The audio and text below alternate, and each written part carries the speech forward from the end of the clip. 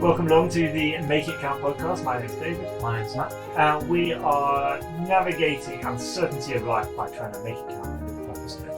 Absolutely.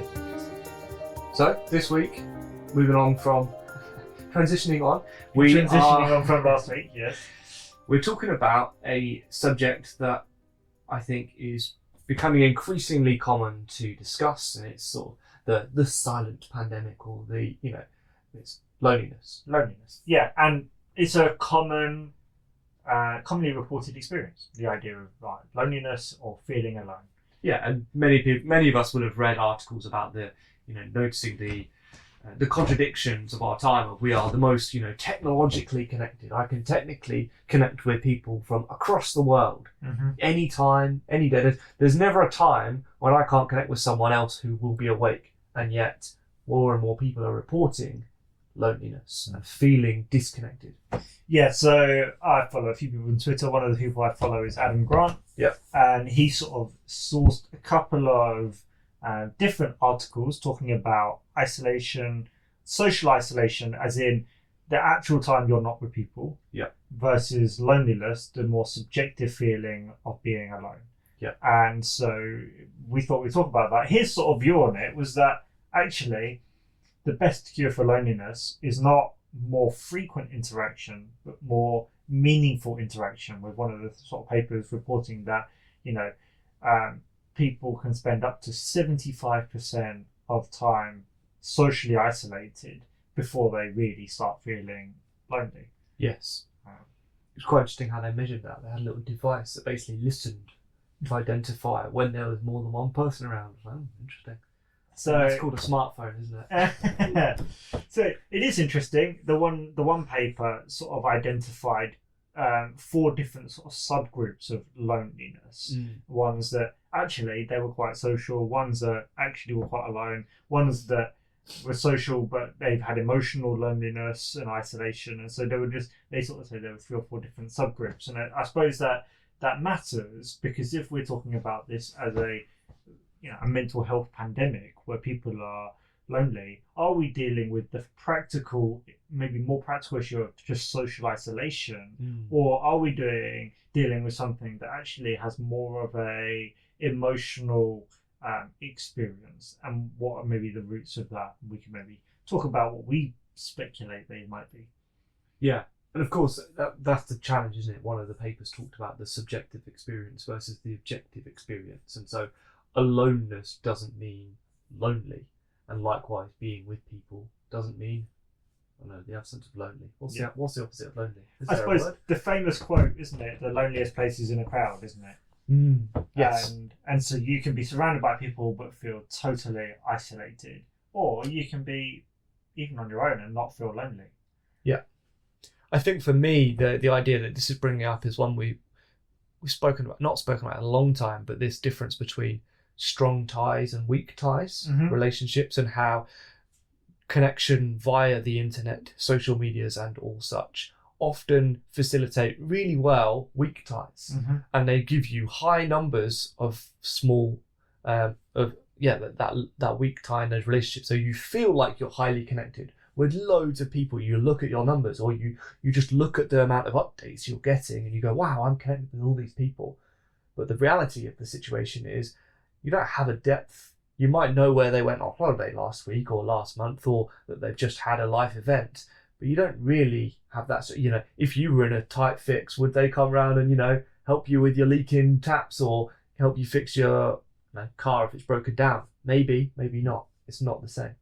And I wonder if this ties into something else as well. I love that, because maybe that joins with something I'm going to say, which is that authenticity is one of the top or defining values of our time. Yes. Right. So we praise it so much. Oh, authenticity is brilliant, but true authenticity is really hard. And so most people fake authenticity. Wow. Isn't that what Instagram is about a lot of the time? It's these filtered highlights. authenticity. It's the filtered authenticity. Wow. So we really praise authenticity, but we find real authenticity really difficult.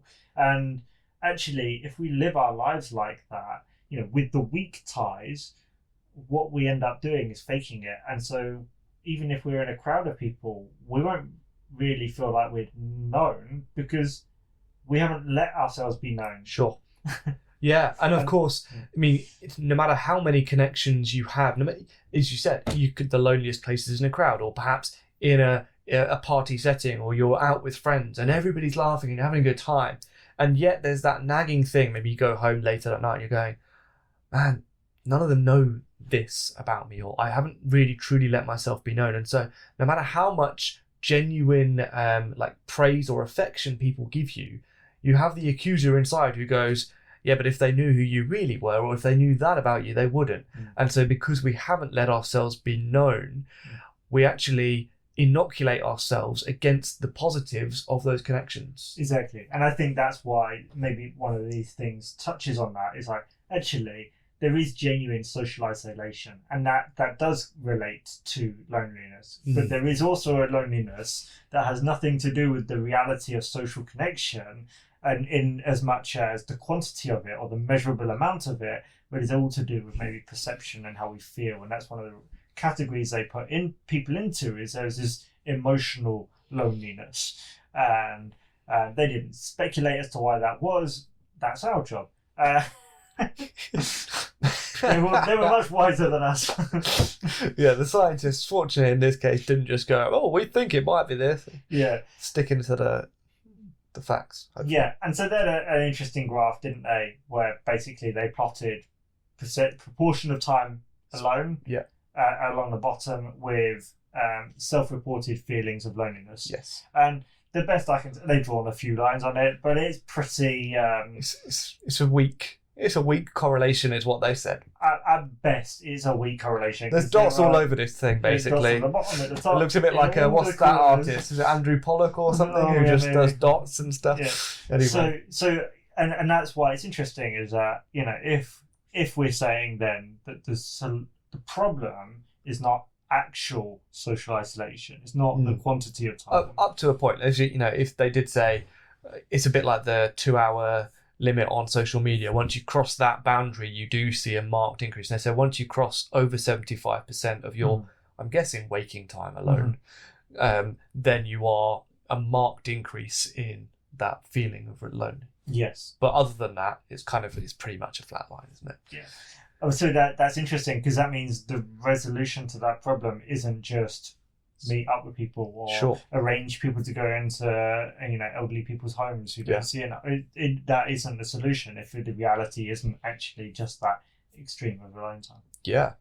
So going back to something we mentioned a couple of episodes ago, could be worth doing a bit of a thought experiment, but look back at your last week, if it's a typical week, and go, yeah, roughly how many of my hours in my waking week did I spend alone? And if it's more than 75%, then maybe you want to schedule some more time with people. But if you probably know you're feeling a bit lonely. I mean, it's not a surprise. And of course that actually might feel like a big step to do if you are feeling that space. But if you're in a sort of a 50-50 or it's much lower, then you're still feeling in that lonely space. What perhaps might be some other things we could do then? Yeah, they should do some other things. Okay, great. They should do some other things. Yeah. We're not going to suggest anything. Hey, one I would say, examine it. What is it? Has anything resonated here? Why do you think you feel lonely? Yeah. Is it that you don't feel known? Is that because other people have made the effort, or have you made it too difficult? Like I used to, out of my insecurity, I used to make people ask me like 3 times how I was before I told them, before I believed that they cared.